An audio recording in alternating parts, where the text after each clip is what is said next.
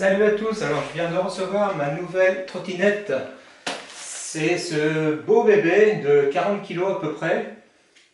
C'est la Laoti T30 de version 2023.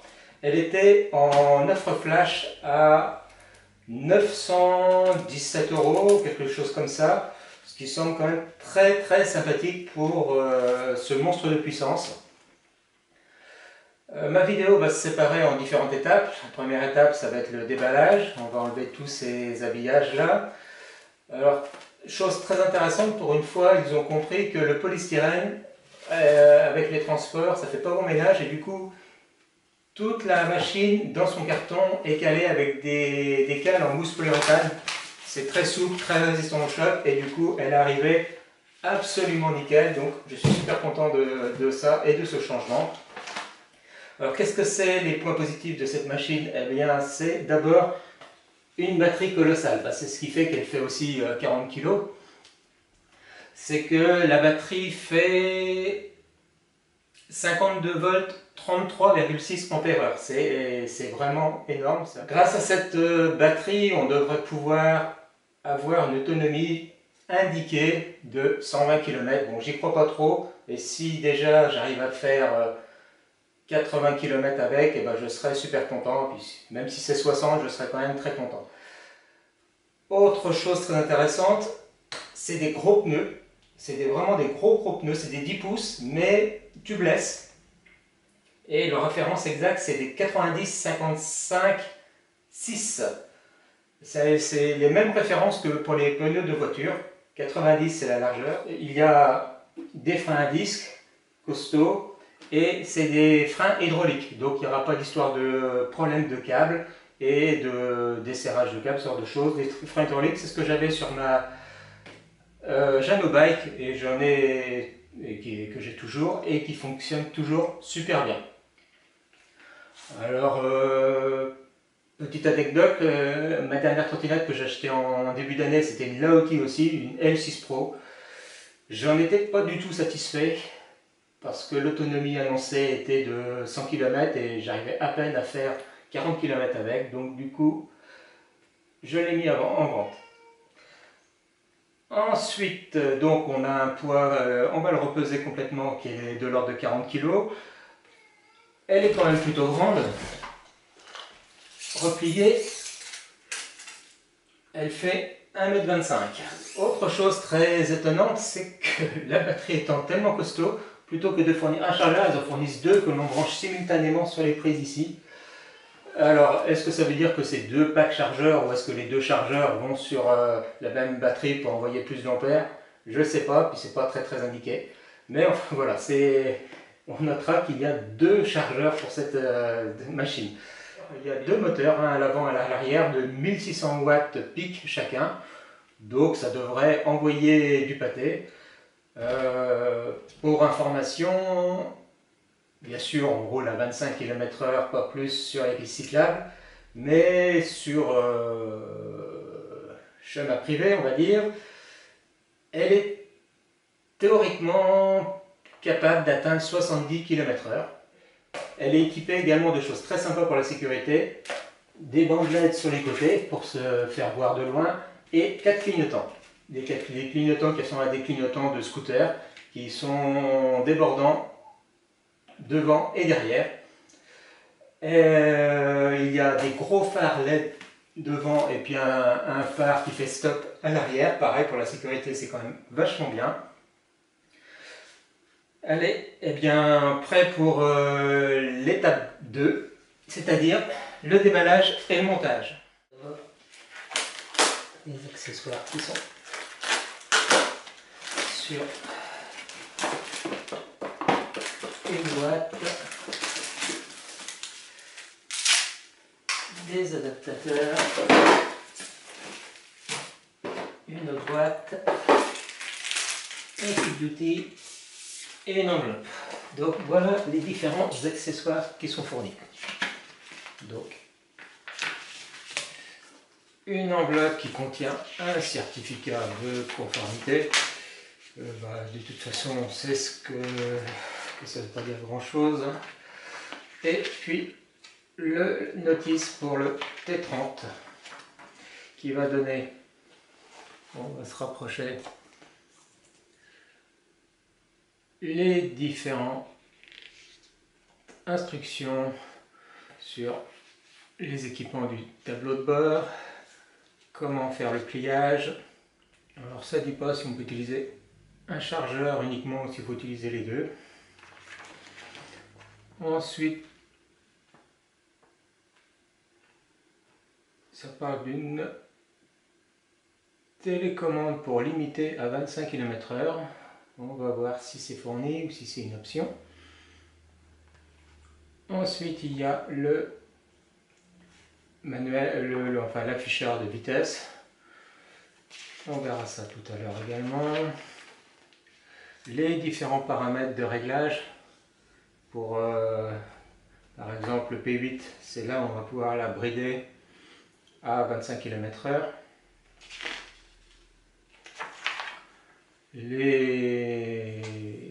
Donc les caractéristiques en longueur, largeur, poids, ce genre de choses. Et puis un QR code qui doit envoyer sur le site Laoti.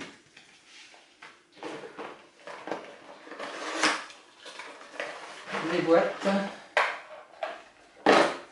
Alors la première boîte contient un chargeur 52 volts 2 ampères.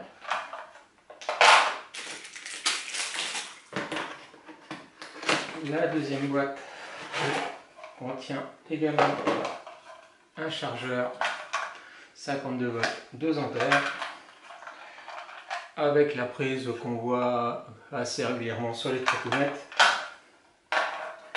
Autant les prises sont des prises européennes, donc les adaptateurs US vous allez pouvoir les foutre à la poubelle.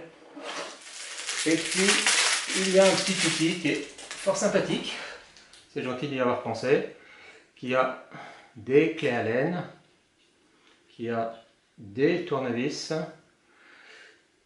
et qui a quelques embouts pour les vis. Ça va être du 9, du 10 et du 8 qui se clipsent directement sur ce truc carré. C'est très bien. Il y a également une pseudo clé plate pour les vis 10, 15 et 8. Et puis c'est tout, mais c'est déjà plutôt sympa. De ce côté-là, il y a un loquet. Hop, voilà. Je vous montrerai tout à l'heure le loquet. Et donc ça, c'est le verrouillage pour éviter qu'elle se ferme accidentellement. Et puis de ce côté-là, il y a une béquille, une belle béquille. Voilà.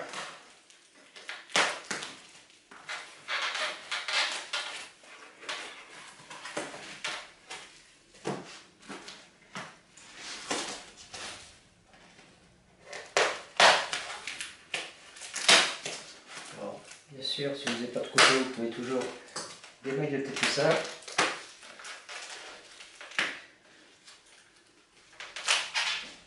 Mais c'est plus pratique avec un couteau.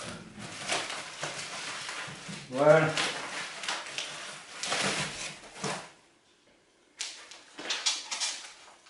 On arrive presque au bout.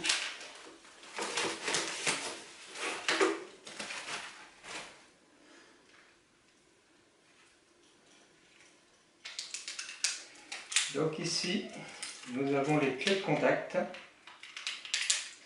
Et tous les éléments sont à repositionner.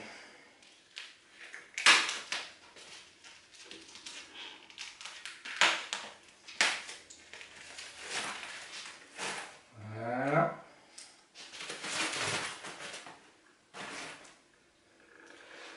Donc il n'y a pas à dire, ça a de la gueule. Et il ne reste plus qu'à démailloter les 4 clignotants.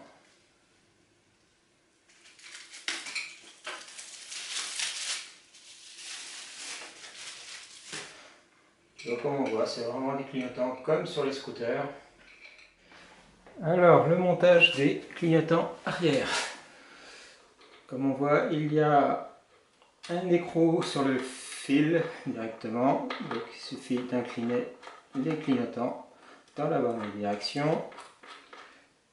On serre, on les incline et puis avec une clé de 14, on les ajuste. La même chose de l'autre côté, on les incline comme il faut.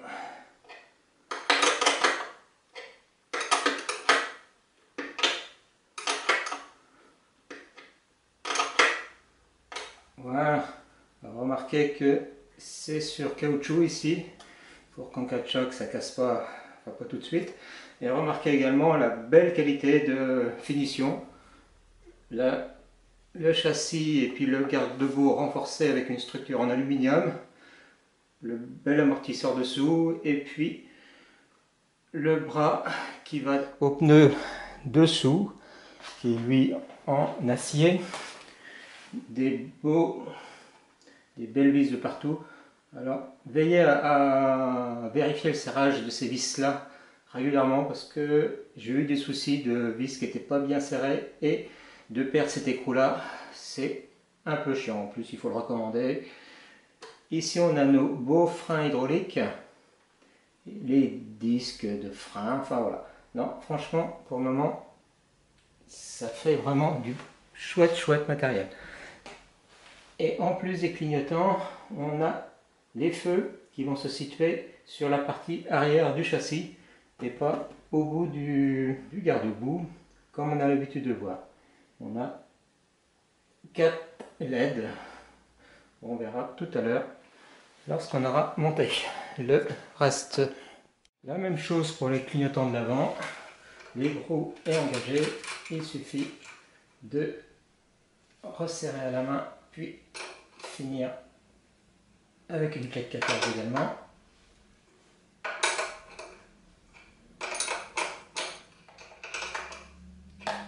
Voilà, donc ils sont identiques à ceux de l'arrière, ils sont souples. Ici on reconnaît le klaxon, ici les grands feux LED de l'avant qui sont capotés avec du métal, et ici les 2 tiges d'amortisseur à l'avant. Et le même moteur, le même frein qu'à l'arrière. Pour la fourche, il vous faudra une clé Allen de 5 ou les accessoires qui sont fournis avec. On desserre un petit peu les vis. Voilà, c'est un petit peu plus comme ça. Voilà, donc on aligne bien le guidon avec la roue qui est dessous, et puis on va pouvoir resserrer les écrous et puis resserrer les accessoires. Alors pour les accessoires, ça va être une clé Allen un petit peu plus petite.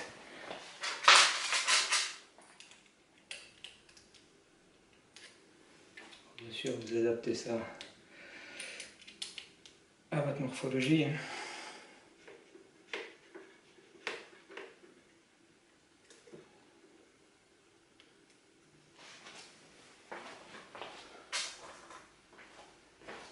Hop, je vais baisser un peu le frein. Voilà, c'est mieux.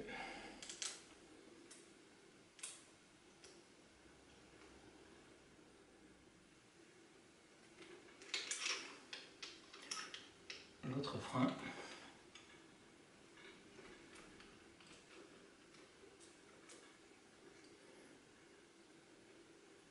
Et resserrer, parce qu'il y a besoin de resserrer ça. Voilà. Non, ça bouge naturellement, mais c'est pas un souci. Et ben voilà, ça y est, tout est monté. On va pouvoir faire un tour du propriétaire.